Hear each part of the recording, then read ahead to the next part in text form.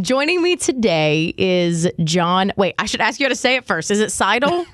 Seidl, yep. I was going to get it right. It's Jon Seidl. Now, he is the founder and president of Veritas Creative, and he served as editor-in-chief of I Am Second for a long time. He's worked with Kirk Cameron, Glen Beck. Jon, I have to know about, I saw Chip and Joanna Gaines' names on there. You worked with them? Tell me everything. Yeah, right. So Chip and Joe, when I was at I Am Second, part of what I was working on was getting new people in the chair. And so I started working some connections and reached out to Chip. And, long story short, he said yes. So I've seen that interview. It was great. Yeah. And so we went down to Waco. We set that all up and got a chance to hang out with them all day, and then have been, was kind of their I Am Second contact for the rest of my time there. Oh, they're so incredible. And so are you, Jon. You are known for your brand. Well, it's not brand new, but it is new still. Finding Rest, a survivor's guide to navigating the valleys of anxiety, faith, and life. And I gravitated towards this, Jon, because I live with anxiety and I live with depression. And so anybody who's talking about this, especially from a lens of faith, I want to know everything. So tell me, what made you decide that this needed to be talked about? It's obviously your own personal life, but what made you say, I got to write a book about anxiety? Yeah, right. So the impetus for this was really an article that I did when I was at I Am Second. And so I was in charge of, I would help with the filming stuff, which is how I got to know Chip and Joe. But then my big responsibility was to bring that same level of raw and honesty and openness that the films had to the writing side of things. So I started, getting contributors, and we were posting some great stuff. And it was kind of like one of those where the Holy Spirit just kind of taps you and says, you're asking everyone else to be real, raw, and open, and like, you need to do that. And I'm like, you're like, no thanks. Okay. Yeah. So I did. So I was like, okay, I'm just going to go for it. I didn't even tell my wife I was going to write it, because I had just been diagnosed about 2 or so years earlier. And so I went for it. And I'll tell you what, Joy, like, the amount of people that wrote back to me and said, me too. Yes, I've, struggled with this. And I think the part that I realized needed to be really explored, which is what this book does, is there's so many Christians who have said, I've struggled with this, but I've suffered in silence. And, the church hasn't done a great job, I don't think, of ministering to people like us. And so I realized quickly, like, this has to be, we need to pull the curtain back and just really explore this. Yeah. And there's a vulnerability in doing that, because we're both in positions where we're putting our lives on display for people. And I talk about my anxiety. I just went through postpartum depression. I talked about that on the air. And there's a scary side to it, because that being a part of the church and representing Jesus, people are going to say, that's a spiritual issue that you and God should have worked out. So tell me what your experience has been being a Christian who's diagnosed with anxiety and OCD. I'm so glad you brought that up. There are 2 chapters in the book, and I put them right next to each other. One's called the physical battle and one's called the spiritual battle. Yeah. In my experience, what I've seen is that generally the church tries to say it's only a spiritual issue.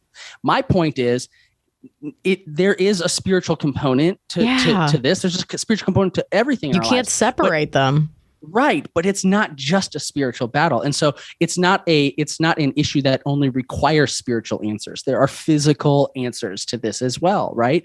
And so what I try to do is say, listen, I'm really honest with the fact that I can't address those spiritual issues that I know, the pride, the I want to control everything, the lack of trust, until I address the physical, right? Once I address the physical, then yes, I can do all that other like heart deep root work. But like, you can't tell me in the middle of a panic attack, like, just have faith. It's like, no, I'm curled up in a ball in my bed. Like, that's not going to happen. Powerful.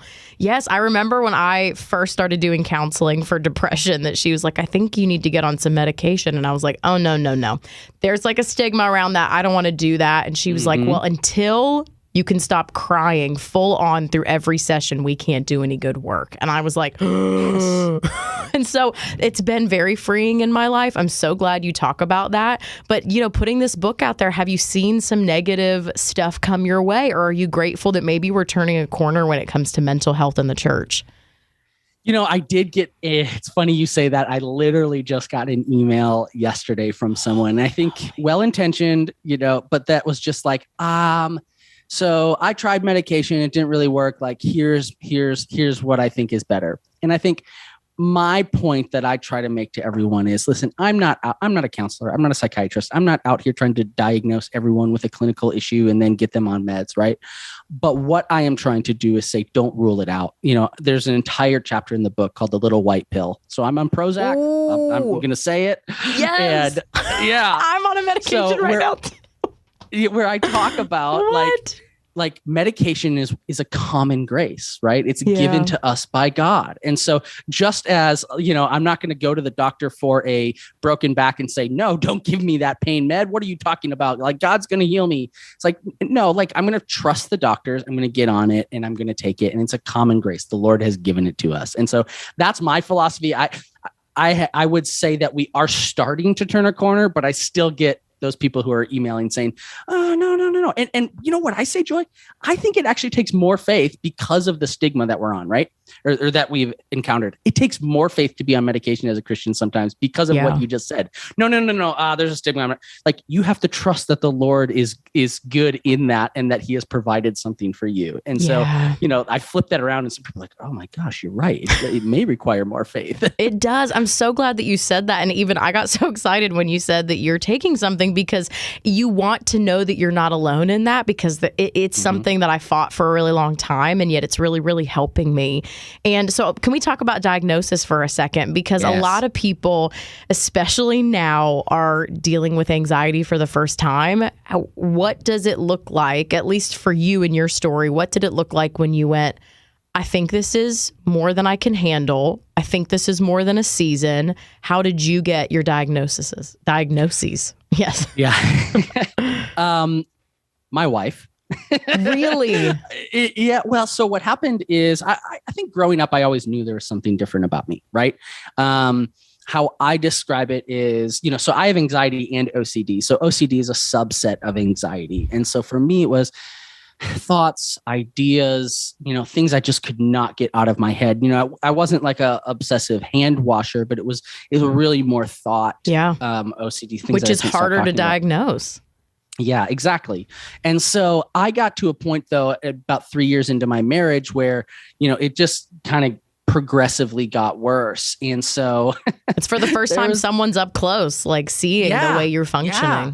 And so my wife finally, we just had this big blow up about sweetener in my coffee, which you're like, what? And it's like, for someone with OCD, putting the wrong sweetener in their coffee, brings the worst out of you. Wow, and so she just hears this woman that I love so dearly, just broken down in front of me saying, listen, I'm here, as Matt Chandler says, I've seen the ugly parts of you and I'm staying, but you got to let me know what I'm staying into, right? What am I going to be? Is this it? Is this what we are going to be experiencing for the rest of our marriage? She said, it's just not normal. Can you just talk to someone? And I said, yes, you're right. I don't like those feelings, because for me with the thought, you can't get thoughts out of your head, but with the anxiety, the general anxiety is I feel like I'm standing on a cliff. I'm looking down and I'm kind of caught in that in between of am I going to fall? Am I what's going to happen? And so your stomach is in your chest and your body heart is beating. Yeah. It's fire through your veins. I was like, I don't like that. That's not fun. And that makes you not a good version of you for the people you love. Absolutely. Absolutely. So I went to the psychiatrist and sure enough, he's like, listen, classic case of GAD, generalized anxiety disorder with OCD. And I tell people this, that day that I got the diagnosis was one of the most freeing and exciting days of my life. Really? And so I was going to ask about that. Yeah. What I say in the book is there's a chapter I say it's called Call It By Its Name, right? And so if you back up and you go to ancient Jewish culture, the idea is when you name something, you have power over it, right?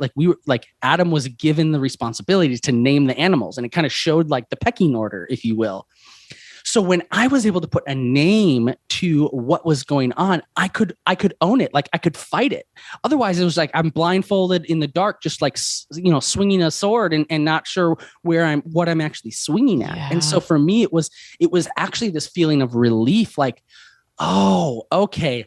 That's what that is. Now I can fight back. Now I know what I'm facing. Mm-hmm. That makes so much sense, because if you don't even understand your own tendencies, you're just frustrated by them, then I think awareness is the first step, as you're saying. And it's hard because a lot of us don't want to get a diagnosis because you don't want to have a label on you. But it's freeing because you don't feel crazy, for one. And yes. so what would you say to somebody who's reading your book or who's hearing this interview and they're like, I don't know if I need to talk to somebody about my anxiety? What would you say is a good measure for somebody else? I would say it is never a bad idea to talk to someone, right? What I have loved about where we're starting to get into culture is where openness and vulnerability is not seen as weakness. So what I would say to that person is, first of all, I think that if there's hesitancy there, part of it is that vulnerability has been seen as weakness. It is not. Some of the strongest people I know are people who talk about their disorder, who bring it into the light. So what I would say is, if you start having, let's just go here. If you start having like a kind of a bad cough and not feeling well, like, do you feel like, isn't in this era, it's a good idea to talk to someone about that? And if they tell you it's nothing, if they tell you it's allergies, like, great, that's awesome. So if you maybe start feeling like you have some of these things, talk to someone. If they tell you that it's nothing, great. You've ruled that out and you can, go on with your life or figure out exactly what is going on. Yeah. I just think there is no harm in talking to a pastor, a counselor, a psychiatrist, or even just your general health practitioner. I went to a psychiatrist to get diagnosed, but now I'm at a point where my meds have been dialed in. It's like, I just go to my general doctor, we do checkups, and, if I need something, I call them and we get it figured out. Yeah. It cannot hurt to talk to someone. That's powerful. I'm glad you said that, because I do think that so many of us are dealing with stress and anxiety right now, and we're afraid. We don't want to get like on medication or some big diagnosis. But the truth is, it may just be a season where you need to talk to somebody to get through it, but you're afraid to take the very first step. Even booking with a counselor for the very first time was very nerve-wracking for me, and I didn't even know where to start. And so I said something to my doctor at a regular physical checkup, and he got the ball rolling for me, and stuff started. Yeah. And so I'm glad you're bringing awareness to this, but your book is about how to navigate it. And so you do talk about that there is a pathway to peace. So what did that look like for you? Is that coming to peace with your diagnosis, or coming to peace in your relationship with Jesus with this? Both. And I think the former brings me to the latter. So here's what I say. I have not kicked, beaten, overcome, put in any word you want here, my anxiety or my OCD. That does not mean I don't have faith. That it doesn't mean any of those things. This is an ongoing battle for me. I had a panic attack 2 weeks ago, and it was awful, and I hated it. But what I have come to understand is that there's something called a proper theology of suffering that I talk about in the book, and I don't think we talk about it enough.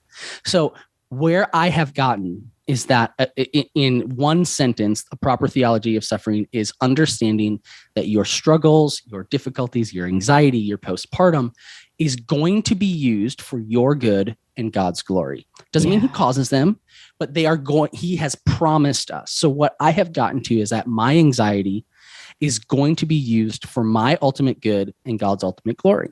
And I say this, I was saying this to someone the other day. Listen, when you look at Paul was given a thorn in his flesh so that he would not become prideful and would learn that he has to trust on God. Man, that's how I see my anxiety. I'm so grateful Paul had an issue, or what would we do? Yeah, exactly. And so what I said, Joy, like, maybe I am the most like prideful, arrogant, conceited, human being on the planet. And the Lord's like, you know what, John, I'm going to allow this for you, and it's going to bring you closer to me. It's going to show you that you have to rely on me. It's going to humble you. I'm not saying that's the case, but like maybe, you know. And so what I challenge people is to find rest, to get to that place of peace, is to say, that doesn't mean you're not going to struggle. That doesn't mean you're not going to have really tough times where you are laid up in bed with a panic attack. But what it means is, ultimately, God is working this. He's working it to refine me and redefine me and to bring me closer to him and show his glory. And so I talk about that at length, because that's really the foundation of what finding rest means. And then I would also say this, you know, if you just think about the concept of the armor of God, it suggests that you are in an ongoing battle, right? Yep. So for me, finding rest is not the absence of everything that I'm struggling with. It's actually rest in those moments of respite between the battles, right? And so if the armor of God is there because it's assumed that we are going to continue battling. So my goal of rest is not, no battle. It's where in the war, right? In those times where I am in between battling, how can I view this and how can I find relief? Wow, this is good stuff, Jon. I think we all need, I don't know why I've never thought about the fact that we need armor. I'm like, why are things hard? And God's like, I told you you'd need your sword. Yes. So good. I want to know, like, you have this wisdom now. You obviously, you've explained it's not like a perfect process. I think anybody who's dealt with anxiety knows that. But you found some peace. You found some rest. You found these biblical truths. What was the process to get you there? Was there a specific moment, or has it been this slow journey? And what was the catalyst?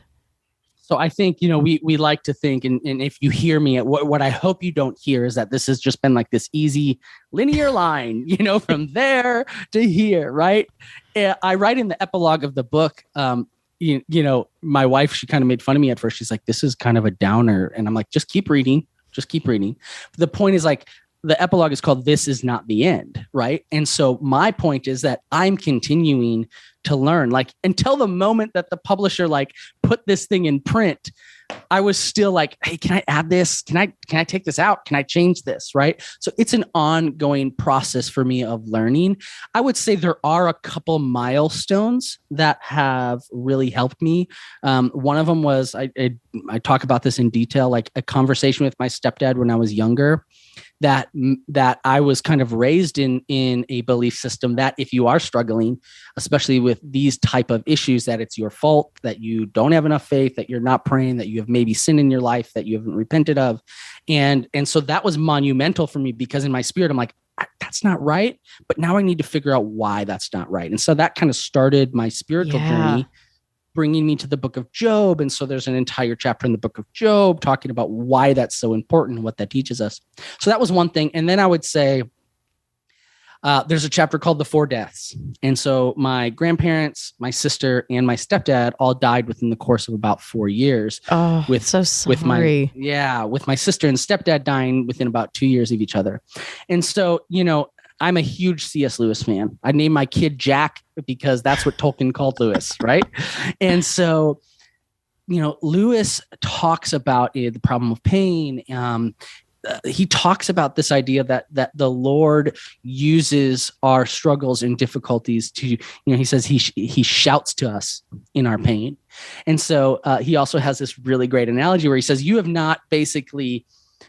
you don't know what you believe until you're forced to defend it, or forced into a hard time, and forced to say, is that really what I believe? To analyze it. Yeah. And so for me, those deaths happening so close together, that was where it was kind of like that refining, and a lot of the stuff that I had been thinking about and discovering, and I felt like the Lord had been showing me, were really solidified. Was like, yes, I really do believe this. Yeah. And it's amazing how even through really tough times, God is like, he's refining something in us like that. We talk about the fire of refinement, and so many people have experienced loss right now, unbelievable loss in this season. But that's why I think your message is so important, that God is not going to waste our pain. He's doing something. You may not see it now, but you will. And in closing, I just want to know, you said that this book is not just for people who struggle, but it's for the people who love those who struggle. You said this book is for your wife. life. Tell me how that impacts the people that love those of us who struggle. That is one of, it's hard to boil it down. It's one of the most important chapters of the book. In fact, my wife and I were talking this morning. She's like, I think you need to write an entire book on this. And I'm like, maybe I do. Oh, for sure. My husband's pretty clueless. He would definitely read it. Yeah, exactly. So, but it's the chapter's called Help Me Understand. And it's basically an entire chapter of stuff that my wife is like, you need to put this in the book, right? Because for her, I'll tell you what, Joy, like there was a time 6 months ago when I was submitting the final manuscript and my wife read through it. And with tears in her eyes, she's like, I need to go back to counseling. And I'm like, what did I do? Like, what happened? She said, listen, like, I love you. And she said, this was a lot harder for me than I realized, a lot harder to read. Because what she said is, when you were going through that process of figuring out what was going on, I was going through a process myself. Now, once you named it, I think we all celebrated that, but I realized there's some undealt with, some pain there in that time. I mean, when you love someone who is has anxiety, OCD, or depression, like there's a lot that you have to shoulder as the loved one. Oh. And so in that chapter, I say, there's some really practical things that I talk about. One of them is, and this is my wife and I were on a walk. She goes, you like pointed at me. You need to put this in the book. Listen here, and it's, you need to go get counseling. We talk a lot about counseling for the people who are struggling, but I feel like the people who are helping us shoulder that weight, they need someone to talk to, and it can't always be us, right? Yeah. And that's okay. So this is really for like I go through physically what's going on inside of me so that people can understand what's going on in their loved one with anxiety. And then I go through spiritually, and then I talk about what you need to do, because I think so many times our loved ones feel lost. Yeah. And I realized that even more so in just the process of writing this book, how it was a kind of wilderness experience for my wife. And just as much as I need to be heard and taken care of, my wife and our loved ones need to be heard and taken care of. That is powerful, especially to think that they often need care sometimes after we feel like we've stabled, because that's when they can look back and they're slowly taking some of what they've shouldered off and they go, I'm not okay. And that's so insightful, because when we are struggling so badly and they're saying, help me understand, which I love the title of that chapter, and what can I do? And you don't have answers for them because you don't know. I can't imagine the pain that they experience, not being able to do anything and feeling even more confused than you do. So I'm so glad I second a whole book on that, Jon. That could be the second one. I'm just saying. Maybe it is. It's very needed. But if you're listening to this right now, I want you to know that this book is available right now, called Finding Rest, a survivor's guide to navigating the valleys of anxiety, faith, and life. And if there's like one thing you wanted to leave somebody with, if they don't remember anything else from this conversation, Jon, what would that be? He's working your struggles for his glory and your good. And so that is the foundation that everything else is built on. It's that proper theology of suffering. God is working it for your good and his glory. And that applies to any pain, any struggle. It's not just anxiety and OCD. And so that's what I want to leave that with your listeners, because I think that's important. Thank you for sounding this drum. We need some leaders out in the forefront, and thank you for doing that for us. Thank you so much for having me. And it's really great to talk with someone who has been there, in the muck and the mire. I get it. I wish I didn't get it, Jon, but oh boy, do I get it. Yeah.